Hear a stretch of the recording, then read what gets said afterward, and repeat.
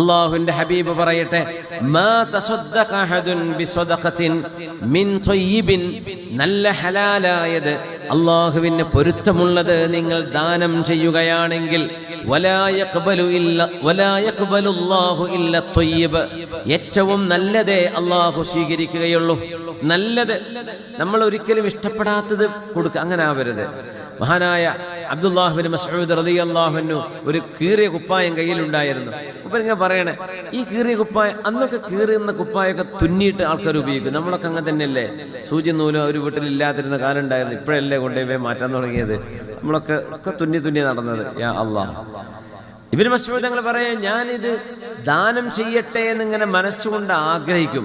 പിന്നെ ഞാൻ ചിന്തിക്കും, പടച്ചോനെ, നാളെ ഖിയാമത്ത് നാളിൽ അബ്ദുല്ലാഹ് ബിൻ മസ്ഊദിന്റെ സ്വതക്ക അല്ലാഹ് എടുത്ത് കാണിക്കുമ്പോൾ ഇങ്ങനെ പൊക്കി പറയുമ്പോൾ കീറിയ കുപ്പായല്ലേ അല്ലാഹ് കാണിച്ചു കൊടുക്കുക.